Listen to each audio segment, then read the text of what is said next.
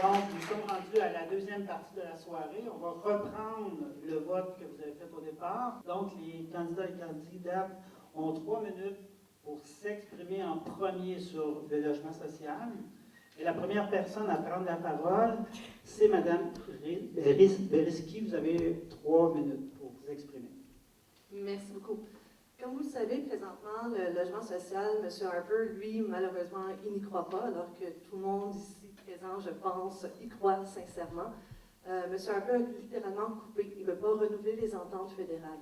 Dans les dernières années, c'est plus de 26 000 ententes qui n'ont pas été renouvelées, donc 26 000, pas 26 000 ententes qui n'ont pas été renouvelées, mais 26 000 logements qui n'ont pas eu le financement nécessaire. Le Parti libéral du Canada, on croit que c'est important de renouveler les ententes, mais il faut aussi aller plus loin. Nous, c'est sûr qu'on met 20 milliards pour le logement social et abordable, mais on va aller plus loin parce que si on regarde, on a visité certains logements ici dans Hochelaga, dans les coopératives et aussi dans les habitations animadiques, on voit qu'il y a des problèmes de moisissure dans certains logements que j'ai visités. C'est des problèmes qui sont criants. On ne peut pas laisser les gens dans l'insécurité comme ça. C'est important d'investir maintenant. Et pour ce faire, c'est sûr que 20 milliards, c'est une première étape. Donc, c'est sûr qu'avec notre plan d'infrastructure, on veut réinvestir là-dedans. On veut aussi relancer l'économie, on veut aussi baisser les impôts des gens afin de s'assurer qu'à la fin de la journée, oui, vous en avez plus dans vos poches. Au Québec, on fait partie des gens qui sont les plus taxés en Amérique du Nord. Donc, les gens n'ont même pas suffisamment d'argent pour payer leur loyer, payer leur épicerie. Pour les personnes aînées, on a vu que les personnes aînées, leur prix des médicaments aussi a augmenté. Donc, ils sont rendus face à un choix. Le choix de payer leur loyer, payer leurs médicaments. C'est inhumain de demander ça aux gens. C'est pourquoi que nous, on croit que c'est réellement une nécessité d'accompagner les gens, de s'assurer que tout le monde a un toit à la fin de la journée, mais aussi l'épicerie payée, leurs médicaments aussi payés, on y croit sincèrement. J'aimerais aussi ajouter, il y a déjà une famille qui aimerait accéder à une première maison. C'est quelque chose, c'est un rêve de bien des gens d'avoir leur première maison. On veut créer une banque, une nouvelle banque de financement pour que les familles qui veulent s'acheter, par exemple, leur première résidence familiale, ils vont avoir l'accompagnement à des taux réduits pour pouvoir financer leur maison. Alors, tout ça, c'est des mesures aussi qui vont permettre à des gens d'avoir finalement un toit à la fin de la journée. Merci beaucoup. Merci. La deuxième personne à prendre la parole, c'est Mme Boutin-Sweet. Oui, merci. Comme je vous le disais tout à l'heure, je suis porte-parole pour le logement. Et vraiment, le logement, là, c'est l'enjeu qui me tient le plus à cœur. Mme Risky parlait des ententes. Alors, ces ententes-là qui ont été signées entre le fédéral et des groupes comme des coopératives d'habitation, des OSBL, des HLM, tirent à leur fin. Et il y a une partie de ça qui est des subventions au loyer. Alors ça veut dire qu'il y a des gens qui sont en train de perdre des subventions au loyer et on est en train de perdre du logement social avec ça aussi. C'est un enjeu qui est très, très pressant. Parce qu'une personne va se retrouver du jour au lendemain à avoir à payer quelques centaines de dollars de plus pour son loyer. Et il y a plein de gens la plupart des gens ne peuvent pas faire ça. Donc ça, moi, j'en ai fait une priorité parce que juste dans Hochelaga, il y a 3000 foyers, 3000 ménages qui vont être affectés par la fin des ententes. C'est beaucoup de monde, ça. Il y a même, le comité bail me disait juste l'autre jour, quand ils sont venus visiter, qu'il y a 9000 personnes juste dans Hochelaga qui ont de la difficulté à payer leur loyer. Donc, ils payent plus que 25 de leur revenu pour se loger. Ça, c'est à peu près un dixième de la population. Donc, c'est un enjeu qui est très urgent partout, incluant ici. Et c'est pour ça que j'ai travaillé de toutes sortes de façons. À la Chambre des communes, j'ai présenté une motion qui demande au gouvernement de préserver le financement de ces ententes-là pour qu'on puisse conserver les subventions au logement. J'ai fait aussi une tournée que j'ai appelée « Un toit, un droit », parce qu'au NPD, on croit vraiment qu'un toit, c'est un droit. J'ai visité des gens d'un bout à l'autre du pays, incluant une quinzaine de municipalités au Québec, pour voir c'était quoi les problèmes, pour parler aux gens de certaines choses, mais surtout pour aller entendre les gens sur c'est quoi les problèmes, c'est quoi les solutions possibles.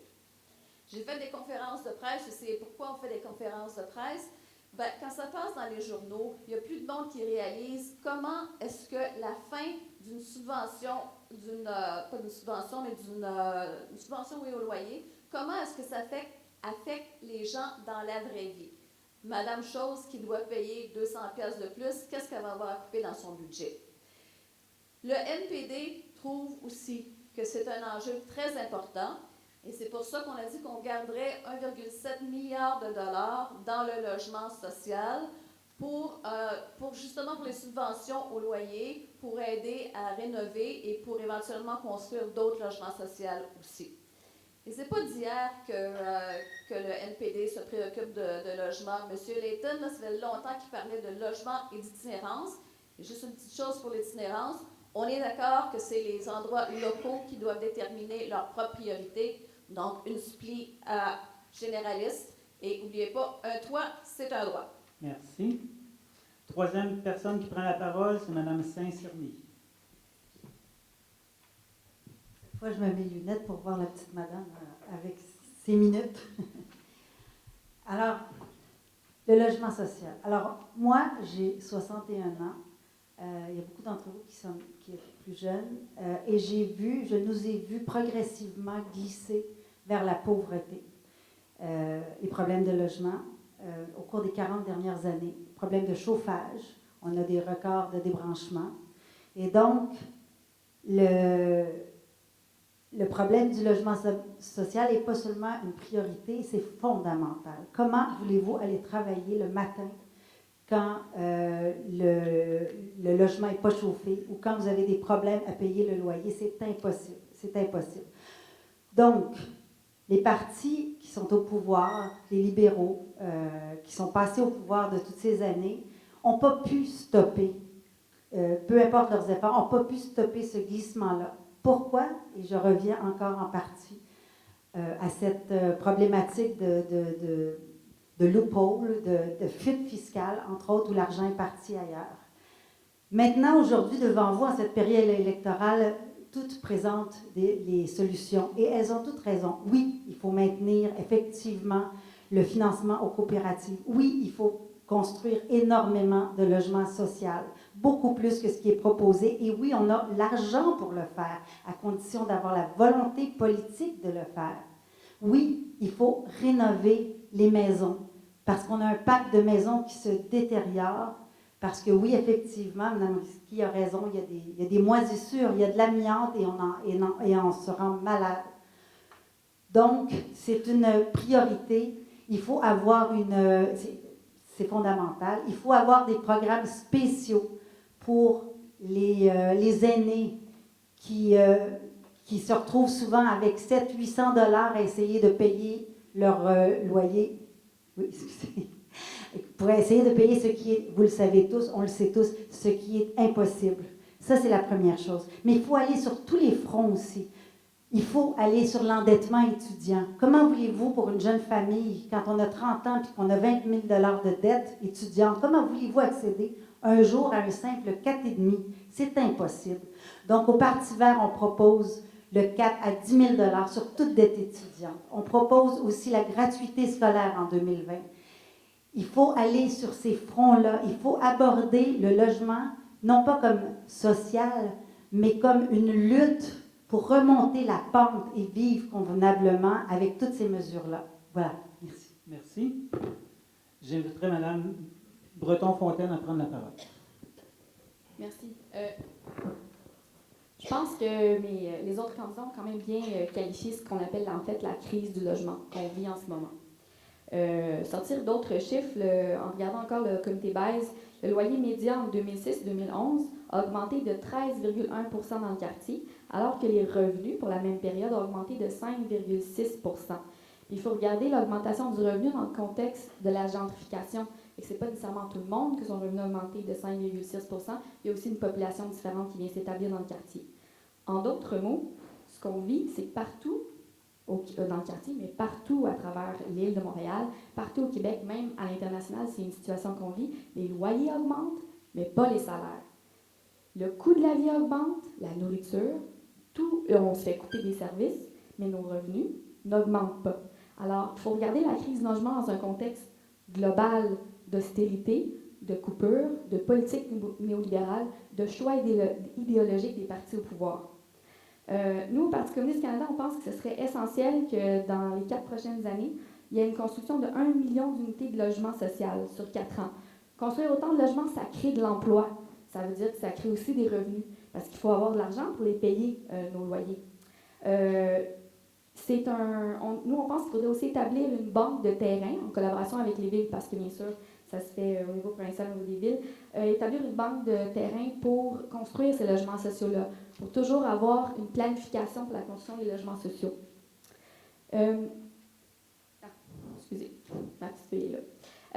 On pense aussi qu'il faudrait établir avec les provinces une façon de contrôler l'augmentation des loyers, parce que les loyers n'arrêtent pas d'augmenter. Par exemple, moi, dans ma coopérative, on reçoit des lettres pour me dire « Augmentez vos loyers, ils sont trop bas ». Mais notre coopérative, on a fait le choix justement pour faire venir des familles à très faible revenu, qui soient accessibles, donc de toujours maintenir des loyers assez bas. On se fait dire « On est en bas du marché ».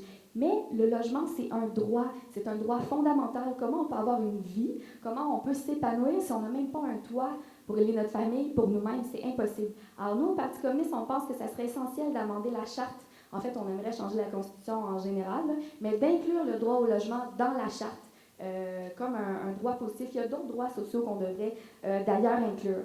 Puis toute perspective d'investissement pour le logement social doit aussi se faire en respect du droit à l'autodétermination. Donc, c'est-à-dire que le gouvernement fédéral devrait investir davantage, beaucoup d'argent pour construire ces logements-là, mais toujours en respectant la nation québécoise, les nations autochtones, la nation acadienne. Donc, ça veut dire, oui, investir, mais toujours se souvenir qu'il y a différentes façons de le faire, puis il faut respecter donc les différentes nations canadiennes. Je pense que oui, c'est fini. Merci. J'inviterai Mme Jean Deneau à prendre la parole.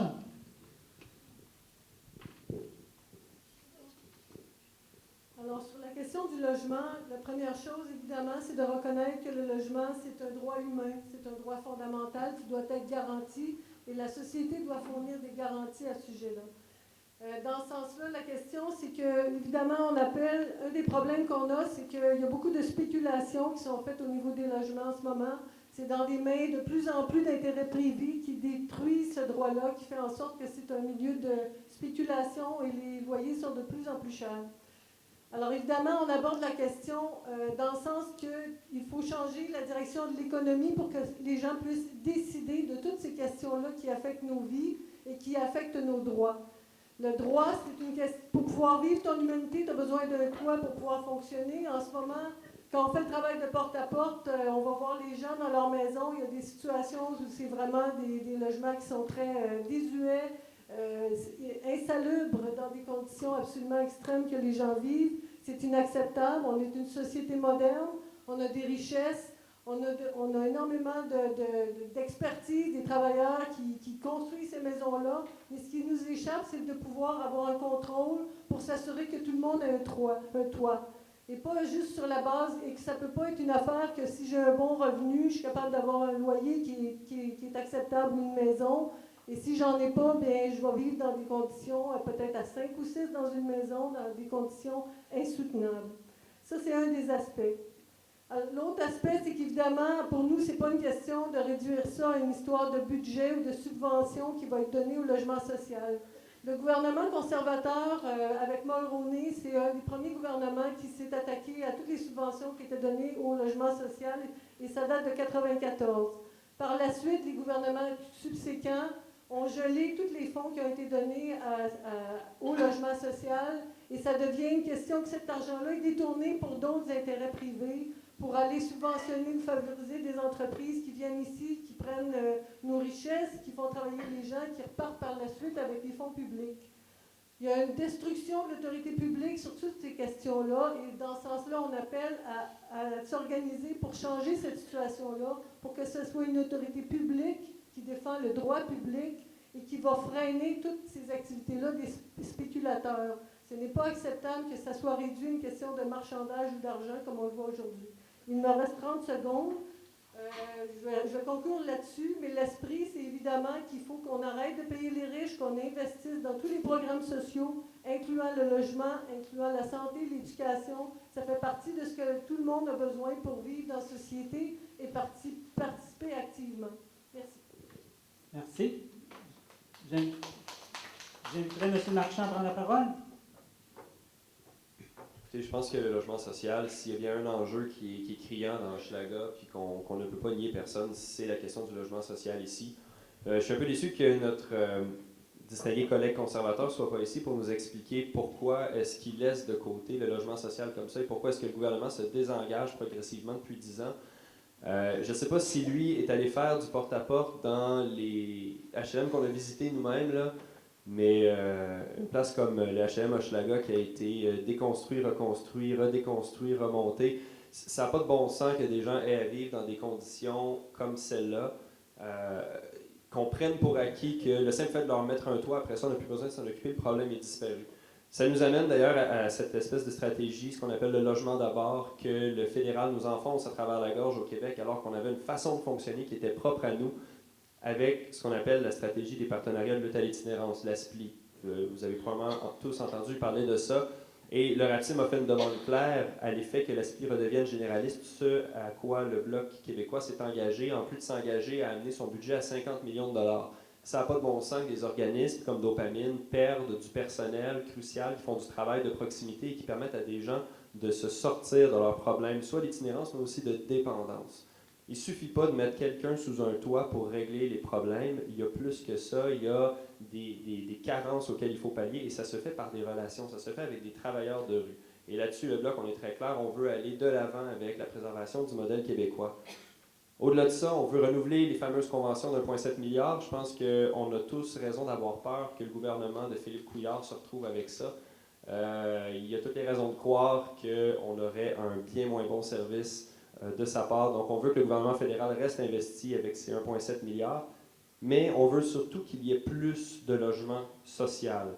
Et on ne parle pas ici de logement abordable. Le logement abordable dans Hochelaga pour une famille, ça veut dire 7 puis 800 piastres de loyer. C'est beaucoup trop cher pour ce que les gens sont capables de se permettre. Ce n'est pas les revenus des plus pauvres qui sont capables de payer des logements comme si on veut du logement social, et je pense que c'est crucial. De 2003 à 2010, il se construisait en moyenne 134 unités de logement social dans Hochelaga. Depuis 2011, il s'en construit en moyenne 59. Ça veut dire que depuis 2011, c'est 300 unités de moins que ce qu'on aurait vu du temps où le Bloc était fort dans Hochelaga. Puis c'est pour ça qu'on demande un 400 millions de plus de la part du gouvernement fédéral. On demande que le gouvernement fédéral prenne ses responsabilités, puis d'ici à ce qu'on ait un pays qui pourra dire non aux investissements dans des bateaux de guerre, puis non aux investissements dans des avions de guerre pour investir dans notre éducation, pour notre logement social, mais on demande qu'il y ait des montants qui soient décents, qui soient donnés à ceux qui en ont besoin pour que ce dans quoi ils habitent soit bien, confortable et digne, et pour que tout le monde qui a besoin de logement social y ait accès. Merci. Merci, M. Marchand. Donc, nous allons poursuivre avec le deuxième thème qui a été choisi par les gens qui se sont prononcés à l'entrée. Donc, le deuxième thème, c'est l'environnement. Et la première personne qui prend la parole, c'est...